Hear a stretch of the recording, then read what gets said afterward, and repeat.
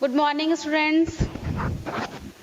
व्यवहारवाद topic अपना चल रहा था। पिछले 2 वीडियो में अपन व्यवहारवाद के बारे में बात कर रहे थे और आज व्यवहारवाद अपना पूरा कंप्लीट हो जाएगा। व्यवहारवाद का अर्थ, विशेषताएं, परिभाषा, इसकी मान्यताएं, इन सब के बारे में अपना चल रहा था, बात चल रही थी और ये सारी चीजें हमने कर ली थी ऑलमोस्ट। अब जो अपना लास्ट जो टॉपिक इसमें बचता है वो सिर्फ और सिर्फ इसके व्यवहारवाद की आलोचना का बचता है कि व्यवहारवाद की विशेषताओं के बाद या मान्यताओं के बाद या इसके विकास के बाद वो ऐसे कौन से रीजंस रहे थे जिनके कारण व्यवहारवाद को भी आलोचनाओं का शिकार होना पड़ा। देखिए, जब अपन किसी भी यानी कि कोई भी चीज जब आती है सामने तो स्टार्टिंग में, उसके आरंभ में वो चीज बहुत अच्छी लगती है, वो चीज बहुत ज्यादा हमें यूजफुल लगती है, उपयोगी लगती है। लेकिन जब धीरे धीरे उसकी कमियां आना शुरू हो जाती है, उसमें कुछ हमें प्रॉब्लम्स आने शुरू हो जाते हैं, तो उसको भी कहीं ना कहीं आलोचनाओं का शिकार होना पड़ता है। तो यहाँ पर भी हमारे राजनीति विज्ञान के अध्ययन से जुड़े हुए विभिन्न जो हमारे उपागम हुए हैं, विभिन्न जो हमारे दृष्टिकोणों का प्रतिपादन हुआ है, उनके साथ भी यही हुआ कि वो राजनीति विज्ञान के अध्ययन में बहुत उपयोगी रहे हुए हैं, बहुत उनका यूज रहा है और कहीं ना कहीं उनके विकास में ये सारे जो उपागम आए हैं वो बहुत उपयोगी रहे। लेकिन जब समय के साथ साथ धीरे धीरे परिस्थितियां बदली और धीरे धीरे परिवर्तन शुरू हुए तो उनकी बजाय नए दृष्टिकोणों के विकास के साथ साथ जो पीछे वाले जो दृष्टिकोण या उपागम थे उनमें आलोचना या उनमें कमी आना शुरू हो गई। तो राजनीतिक विज्ञान के जो अध्ययनकर्ता थे, ये विभिन्न राजनीति विज्ञान के विचारकों ने अभी जान लिया था कि व्यवहारवाद जो कि तथ्यों पर ज्यादा जोर दे रहा था और उन्होंने ये कहा था कि ये एक तरह से मूल्य निरपेक्ष अवधारणा है और ये राजनीति विज्ञान को पूरी तरह से बदल देगा, या हम ये कह सकते हैं कि व्यवहारवादी जो उपागम है वो राजनीति विज्ञान को एक तरह से वैज्ञानिक पूर्ण रूप से बना देगा। तो यहाँ पर राजनीति विज्ञान जो है उसके अध्ययन से जुड़े हुए विभिन्न दृष्टिकोण या और उसके अध्ययन से विभिन्न जुड़े हुए राजनीति विज्ञान शास्त्री ने जब ये जाना कि व्यवहारवाद ने जिस उद्देश्य को लेकर ये प्रतिपादित हुआ था वो उद्देश्य पूर्ण रूप से नहीं हो पा रहा है या उसका फल हमें नहीं मिल रहा है, क्योंकि और हम ये देखते हैं कि हमने यहाँ पर बात करी थी व्यवहारवाद में तथ्यों को बहुत ज्यादा महत्व दिया जाता है। लेकिन क्या आप ये जानते हैं कि केवल और केवल अगर हम बात सिर्फ तथ्यों के आधार पर करें तो तथ्यों के आधार पर हम बात नहीं कर सकते। हमें जब एक अनुसंधान करता किसी चीज को वेरीफाई करता है, किसी चीज को सत्यापित करता है या फिर उससे जुड़े हुए तथ्यों को एकत्रित करता है, तो कहीं ना कहीं उसके व्यक्तिगत पक्ष, उसके आदर्श और उसके मूल्य उस अनुसंधान को प्रभावित आवश्यक रूप से करेंगे। यहाँ पर भी ये चीज हुआ कि जब अनुसंधानकर्ता विभिन्न तथ्यों को एकत्रित कर रहे थे, अपने अनुसंधान के कार्य को पूरा कर रहे थे, अपने राजनीति विज्ञान के अध्ययन के कार्य को पूरा कर रहे थे, तो उनके कुछ व्यक्तिगत पक्ष भी उसमें इंक्लूड हो गए, उसमें जुड़ गए, जिसके कारण क्या हुआ, आदर्शों का समावेश उसमें हो गया, उनके खुद के पर्सनल उसमें मूल्य जुड़ गए, जिसके कारण वो बिल्कुल एक तरह से कहते हैं कि पवित्र या फिर निष्पक्ष या फिर स्पष्ट जो अध्ययन होना चाहिए था वो नहीं हुआ था। क्यों? क्योंकि यहाँ पर केवल और केवल बात किसकी की जा रही थी, केवल और केवल तथ्यों की बात की जा रही थी। अब जब अगर यहाँ पे तथ्यों की बात हो रही है तो यहाँ पर हमने अगर किसी भी अनुसंधानकर्ता के आदर्शों को ले लिया या फिर मूल्यों को ले लिया तो वो चीज गलत हो जाएगी, यानी कि व्यवहारवाद में कमी आना अब शुरू हो गई है।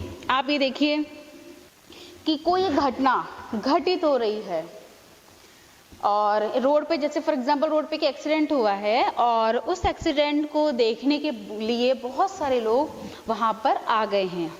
अब वो विभिन्न लोग जो वहां पर जो भीड़ है वो जब वहां पर जमा हो गई है प्रत्येक व्यक्ति ने, उस भीड़ में जुड़े हुए प्रत्येक व्यक्ति ने उस घटना का वर्णन अपने अपने तरीके से अपने अपने लोगों के बीच में किया। किसी ने कुछ कहा, किसी ने कुछ कहा, किसी ने कुछ कहा। यानी कि प्रत्यक्ष जो दिख रहा है, हम उसमें भी कहीं ना कहीं अपने व्यक्तिगत विचारों को आवश्यक रूप से जोड़ देते हैं। क्योंकि जब मैं आपको ये व्यवहारवाद के बारे में बता रही हूँ तो मैं ये तो नहीं कह रही बिल्कुल एज इट इज मैं बुक का नहीं पढ़ाऊंगी, या बिल्कुल एज इट इज जो मैंने राजनीतिक विचारकों ने पढ़ाया है या उन्होंने जो दिया है एज इट इज वो नहीं पढ़ाऊंगी। इसमें मैं कहीं ना कहीं अपने कुछ विचार भी है जोड़ के आपको पढ़ाऊंगी, उसमें मेरे खुद के कुछ है ना पक्ष भी होंगे जो मैं आपके सामने रखूंगी।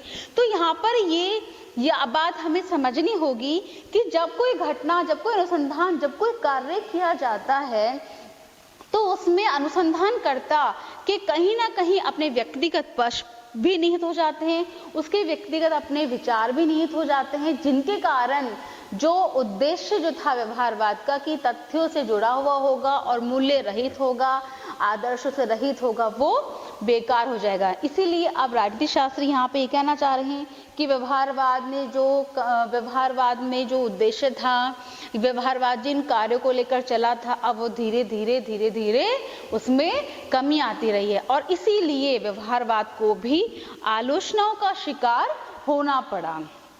तो अपन यहाँ पर करेंगे अपने व्यवहारवाद की आलोचना।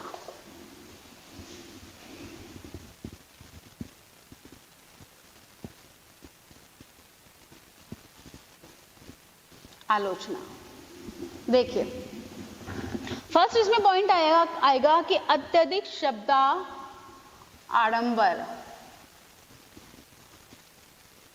अत्यधिक शब्दों का आडंबर।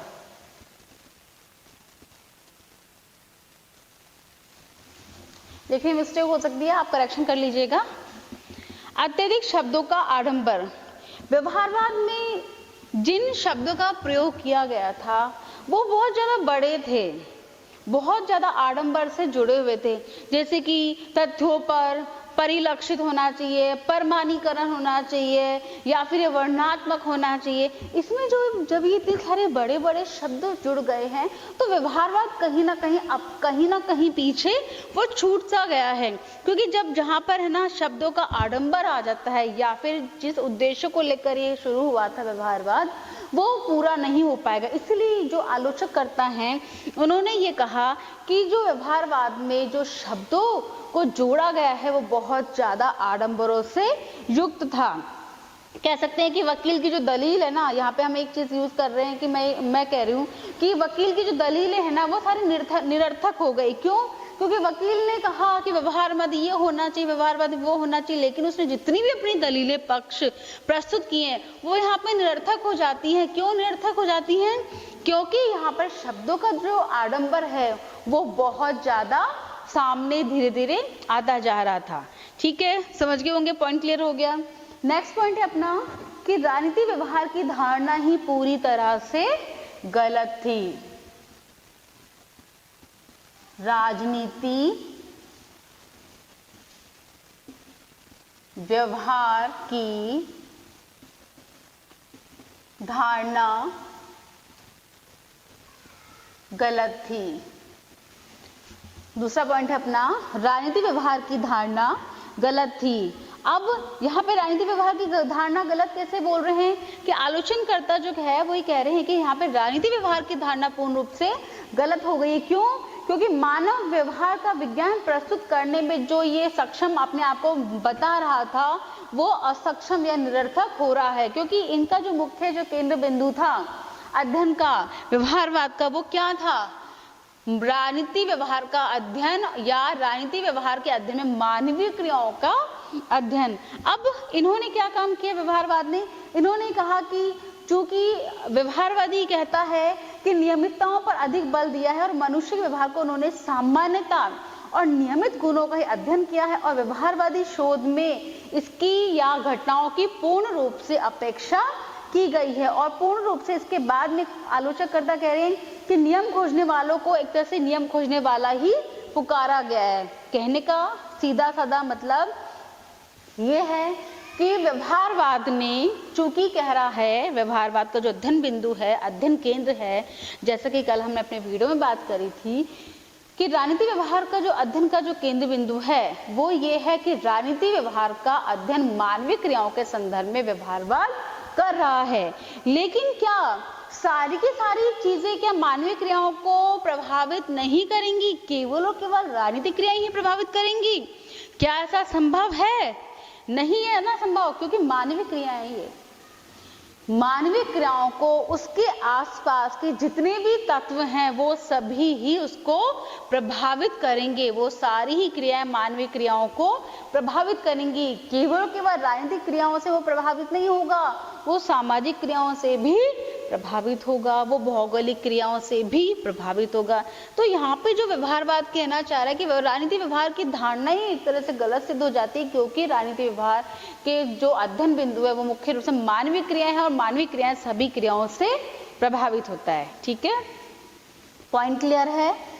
अपना नेक्स्ट पॉइंट है कि राजनीति विज्ञान विशुद्ध विज्ञान नहीं है। तीसरा पॉइंट है राजनीति विज्ञान विशुद्ध विज्ञान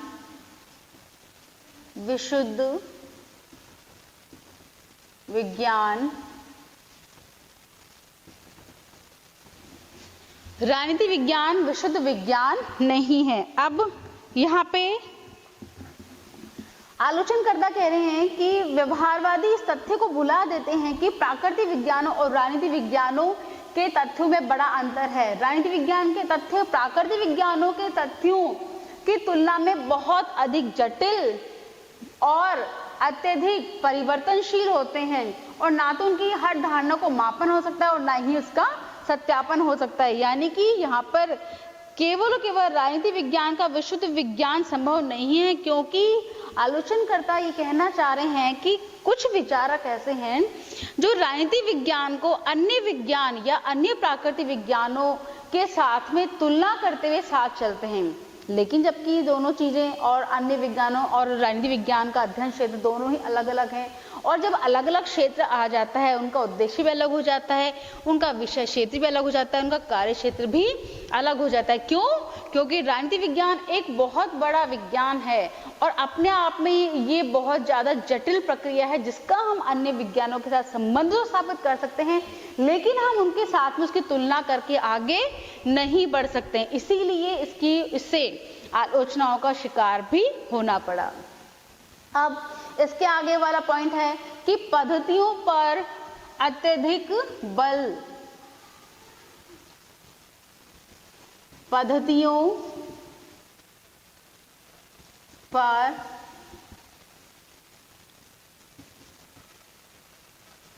अत्यधिक बल। कौन दे रहा है पद्धतियों पर अत्यधिक बल? यहाँ पे व्यवहारवाद दे रहा है पद्धतियों पर बल, क्योंकि व्यवहारवादी तथ्यों और आंकड़ों को एकत्रित करने के लिए इतनी उलझे रहते हैं आपस में कि इनके तथ्यों को जो वाकई में जिन्होंने जो तथ्य एकत्रित किए हैं उनको ही ये भुला देते हैं और केवल पद्धतियों पर ही महत्व देते रहते हैं।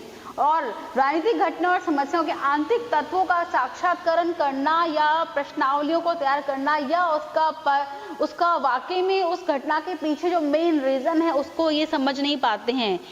मतलब कि व्यवहारवादी पद्धतियों पर कि तथ्यों पर ही जोर दिया जाना चाहिए, उस तथ्य के पीछे, यानी कि जो कोई भी घटना घटित हो रही है वो घटना किन तथ्यों के कारण हुई, केवल इसका अध्ययन किया जाए। लेकिन इसमें ये नहीं देखा जाता है कि घटना जो घटित हो रही है उसके पीछे का कारण जानने की इसमें कोई कोशिश नहीं की जाती। इसीलिए केवल जो मूल जो उसका जो उद्देश्य है वो कभी भी इसमें पूरा नहीं होता। जैसे कि अनुसंधानकर्ता जब अपने तथ्यों को किसी घटना से जुड़े हुए तथ्यों को जब एकत्रित करता है तो वो केवल तथ्यों को ही एकत्रित करेगा, उसके पीछे घटना के पीछे जो घटित कारण है उसको जानने की कोई कोशिश नहीं करेगा। इसीलिए भी व्यवहारवाद को आलोचनाओं का शिकार होना पड़ा।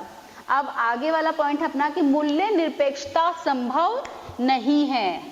इसके बारे में हम शुरू में भी बात कर चुके हैं कि मूल्य निरपेक्षता कभी भी संभव नहीं है, मूल्य निरपेक्षता संभव नहीं है। क्योंकि अभी जब मैंने स्टार्ट किया था वीडियो, मैंने आपको बताया था कि जब हम किसी घटना का अनुसंधान करता, अवलोकन करता है या तथ्यों को एकत्रित करता है, तो उसमें कहीं ना कहीं कुछ ऐसी चीजें या उसके कुछ व्यक्तिगत पक्ष उसके अंदर जुड़ जाता है। क्योंकि इसीलिए हमने यहाँ पर लिखा है कि मूल्य निरपेक्षता की हम अपने आदर्शों को, मूल्यों को बिल्कुल भी साइड में रखकर काम नहीं कर सकते। कहीं ना कहीं ये हमें इफेक्ट या हमारे कार्य को, हमारे मूल्य, हमारे आदर्श इफेक्ट करेंगे ही। इसीलिए व्यवहारवाद केवल और केवल तथ्यों की बात निरंतर करे जाता है और मूल्य निरपेक्षता की बात इन्होंने करी थी, जो कि पूर्ण रूप से कभी भी संभव नहीं है। आगे है अपना कि अन्य पद्धतियों के महत्व को इसने बिल्कुल ही नकार दिया है। अन्य पद्धतियों के महत्व को नकारना। व्यवहारवाद क्या चाह रहा है कि इसमें अन्य जो उपागम है, उसमें जितनी भी दृष्टिकोण है, जितनी भी पद्धतियां हैं, उसमें इसको यानी कि व्यवहारवाद में उन सब पद्धतियों की किसी भी तरह का कोई स्थान नहीं दिया गया है। जैसे कि भविष्यवाणी करने की क्षमता, क्या होगा से क्या होना चाहिए की संभावनाएं, ये सारी चीजें इसमें इंक्लूड नहीं है, क्योंकि इसमें अन्य पद्धतियों को बिल्कुल ही नकार दिया है। अब आगे वाला पॉइंट है अपना कि सूक्ष्म अध्ययन के निष्कर्षों को वृहद स्तर पर लागू करना। सूक्ष्म अध्ययन को वृहद स्तर पर लागू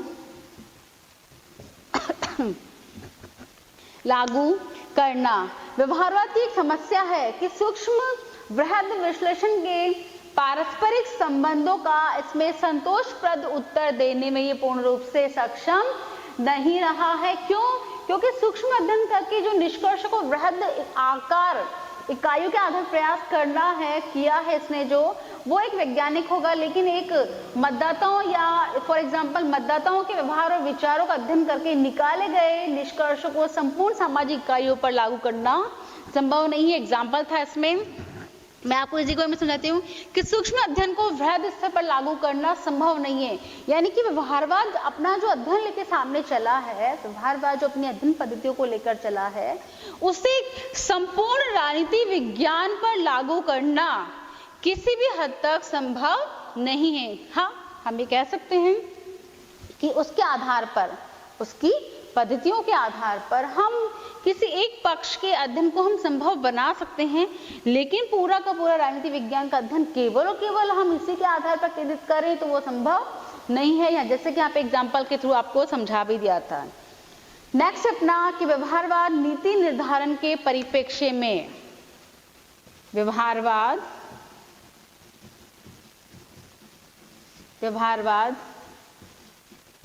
नीति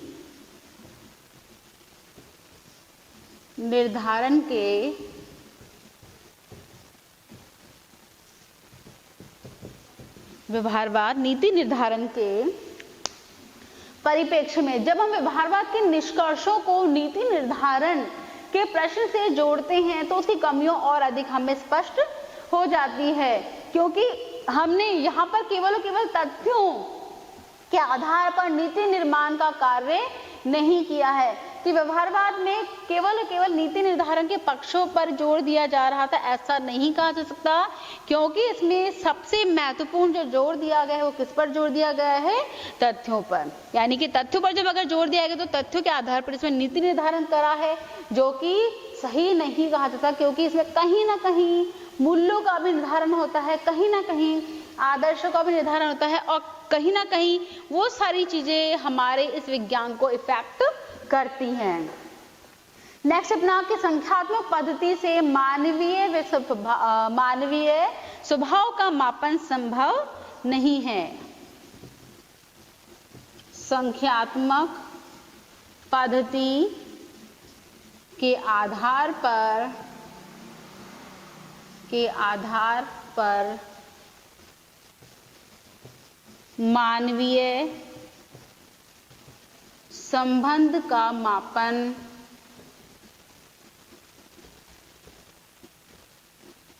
संभव नहीं है। व्यवहारवाद पर एक और दोष ये थोपा गया है कि व्यवहारवाद में संख्यात्मक प्रणाली के द्वारा मानवीय स्वभाव का गुणात्मक पहलुओं का जो अध्ययन है वो संभव नहीं हो पा रहा है। इसलिए मानवीय स्वभाव क्योंकि यहाँ पे व्यवहारवाद क्या कहना चाह रहा है कि हम केवल संख्यात्मक पद्धति के आधार पर मैं आपसे पूछना चाह रही हूँ कि क्या हम संख्या के आधार पर, या हम ये कह सकते हैं कि मानव का व्यवहार, सब मानव का व्यवहार क्या एक जैसा हो सकता है? नहीं हो सकता। केवल हम गुणों के, यानी कि हम अगर मानवीय व्यवहार का अगर हम वर्गीकरण करना चाहें तो क्या हम केवल संख्यात्मक आधार पर इसका वर्गीकरण कर सकते हैं? नहीं। हम किस आधार पर इसका वर्गीकरण करेंगे? हम गुणों के आधार पर इसका वर्गीकरण कर सकते हैं। यानी कि मानवीय व्यवहार का अगर हम वर्गीकरण करना चाहें या अध्ययन करना चाहें तो हम गुणों के आधार पर कर सकते हैं, संख्या के आधार पर नहीं कर सकते। क्यों? क्योंकि हम ये कह सकते हैं कि इस गुण विशेष व्यक्ति को इस कैटेगरी में रखा जाए, इस गुण विशेष व्यक्ति को इस कैटेगरी में रखा जाए। क्या हम संख्या कि भाई संख्या के आधार पर हम उसका वर्गीकरण संभव नहीं कर सकते। इसीलिए भी इन सब के आधार पर हम ये कह सकते हैं कि व्यवहारवाद में भले ही बहुत ज्यादा ये हमारे राजनीति विज्ञान के लिए उपयोगी था, किंतु कहीं ना कहीं इसे भी बहुत ज्यादा आलोचनाओं का शिकार भी होना पड़ा था। क्योंकि अगर हम इसकी बात करें कि व्यवहारवाद ने बहुत हमें व्यवहारवादी राजनीति विज्ञान को तथ्यों के आधार पर जोर देना सिखाया, भविष्यवाणी करना और परमाणुकरण करना, बहुत सारी राजनीति विज्ञान को देन प्रदान करी व्यवहारवाद ने। लेकिन कहीं ना कहीं राजनीति विज्ञान के परंपरागत दृष्टिकोण की तरह व्यवहारवाद में भी बहुत सारी अब कमियां आना शुरू हो गई थी, जिनके कारण व्यवहारवाद की आलोचनाएं या अब एक ऐसा महसूस किया जाने लगा था कि अब व्यवहारवाद के अलावा भी एक अन्य दृष्टिकोण प्रतिपादित किया जाए जो कि व्यवहारवाद की कमियों को दूर कर सके। क्योंकि यहाँ पर केवल और केवल तथ्यों की बात की जा रही थी, यहाँ पर मूल्यों को बिल्कुल भी अवॉइड किया जा रहा था। इसीलिए अब राजनीति विज्ञान के दृष्टिकोणों में से अब एक नई चीज उभर कर आ रही थी, एक नया मार्ग प्रशस्त हो रहा था, और वो ये था कि अब इस उपागम की कमियों को दूर करने के लिए और तथ्यों के साथ साथ मूल्यों को साथ में लेकर के करके हम एक नए अध्ययन की ओर अब अग्रसर होने जा रहे हैं। ठीक है, ये वाला जो चैप्टर था, ये व्यवहारवाद हमारा ही चैप्टर यहीं पे खत्म होता है। अब इसके बाद जो हमारा जो नया जो चैप्टर शुरू होगा वो इसी से ही रिलेटेड होगा, यानी कि उत्तर व्यवहारवाद। क्योंकि उत्तर व्यवहारवाद ने व्यवहारवाद की और परंपरागत दृष्टिकोण की कमियों पर दोषों को दूर करते हुए, कमियों को दूर करते हुए एक नए दृष्टिकोण के साथ में आया है। तो अपना जो नेक्स्ट जो अपना जो टॉपिक होगा वो होगा अपना उत्तर व्यवहारवाद। ठीक है, थैंक यू।